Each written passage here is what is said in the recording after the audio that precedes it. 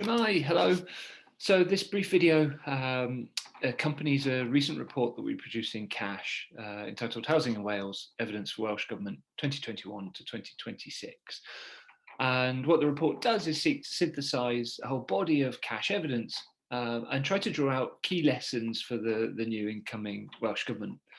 And so it provides a synthesis, but then we've tried to identify 12 policy imperatives, key agendas for the new government. And in this video, what I'll do is just talk through those 12 policy areas, and then just end with a comment about some of the visioning work that we think needs to happen in Wales too. And the report structure and the presentation, we've covered 6 main topics or themes, and that's affordable housing supply, homelessness, the private rented sector, tenant engagement, creating sustainable places, and health and housing. And I'll just very, very briefly talk you through the key lessons for each of those. So in terms of affordable housing supply, the message is loud and clear. We need increased funding to boost the supply of affordable housing, but particularly prioritising social housing.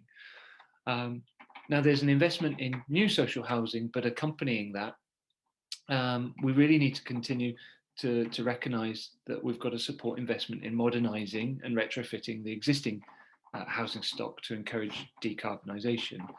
And in some ways, it's really quite reassuring and innovative to see that the incoming government has placed housing within a wider climate change portfolio. So there is promise there. The second point in relation to affordable housing supply is that investment in social housing, in particular, we know the evidence base can stimulate employment. So we need investment in additional housing need to promote employment and training opportunities and support the Welsh economy. And the evidence is really clear on that. Homelessness is the second issue discussed in the report. And again, there's a really clear message from the evidence base that we've produced in Cash, and that's that the prevention has to move upstream.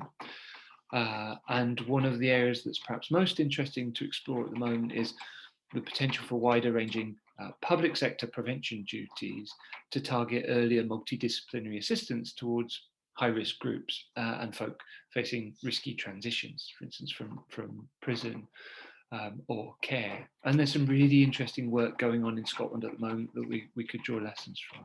But moving upstream away from the current crisis response. And then the second point is that when we are at the emergency, where folk are actually physically homeless, then the use of inappropriate hostels and shelters has to end. And the pandemic has shown us how important that is.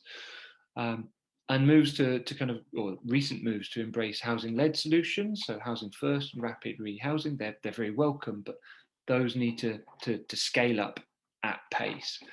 And in order to do all of this, we're going to have to remove some of the key legislative barriers that are preventing appropriate assistance, such as priority needs. In the PRS, well, Wales has made some really significant steps forward in recent years. We've had Rent Smart Wales and improvements in security of tenure, both really positive steps. But the research produced by Cash talks about what's the next stage, what more could we do? And it talks about learning from experiences outside of Wales in where we can support local strategies towards the PRS, and particularly the work has talked about how we coordinate appropriate enforcement action of the legislation that exists. And fundamentally, in terms of the PRS, that there are just really big knowledge gaps. It's a sector that's grown and the evidence base hasn't kept up. So we need to do a lot more in terms of data collection, but also analysis, and making that data available to academics too. Tenant engagement. Look, the message from the research is that regulation can drive approaches to tenant participation, and that we need to consider how approaches to housing regulation might be developed to ensure that all social landlords are facilitating really effective policies, but also the practice delivering on tenant engagement. And also the message is loud and clear that Welsh Government could be doing more to ensure that the voices of tenants in both social and private sectors heard at national level. And so that might be through the creation of a national tenants forum. Onto sustainable places. Now, there's a really good body of work that Cash has produced around sustainable places. And the primary message is that we should move to adopt design value standards. And they should place neighbourhood urban form principles in regulation. And those would embed economic, social and environmental value of design at the heart of planning and house building. Now, the most recent work, COVID-19 work on sustainable places, and actually just COVID and the pandemic itself, has taught us that resilience starts with the home and its design and its neighbourhood context. So some very practical messages coming out of that research are that homes have to be designed as flexible spaces as they become more prominently as places of work. But also homes should have access to green space, daylight, broadband. The final theme that we cover in the report and the final area of work that we synthesize relates to health and housing. And there was a really good body of work that looked kind of what works in getting these allied sectors to collaborate effectively. And the message is that if we want to improve interactions between health, housing and social care, we should be doing that based on the following 6 principles. So 1, a shared analysis of issues and solutions, a common understanding of the problems and where we need to go. Person-centered design, strong leadership, joint budgets, shared interpretation of legislation, but also recognition of power imbalances where in reality housing is often the junior partner in that relationship. And then the second piece of work was a really specific piece of work that we took to, which is around mental health in the private rented sector.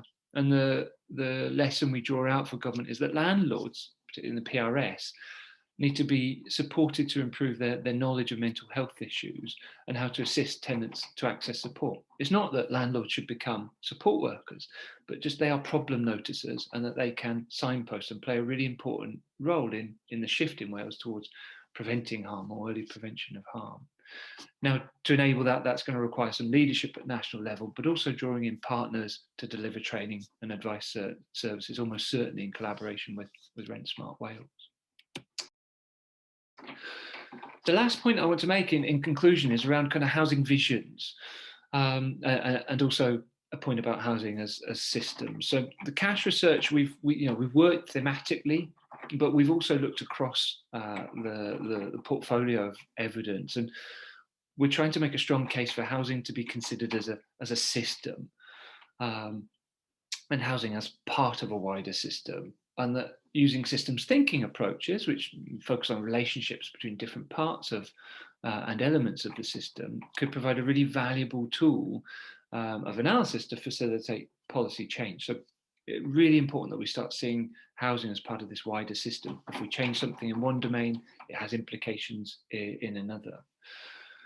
And then finally, this piece of work, this synthesis, has been focused on what does Welsh Government need to do over the next 5-year term, but we also want to stress the importance of developing a longer term, evidence-based vision and strategy for housing in Wales.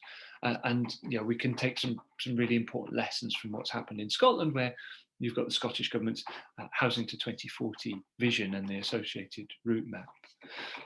So I hope that's a fairly swift overview of the key lessons. Do read the report. Diolch yn fawr.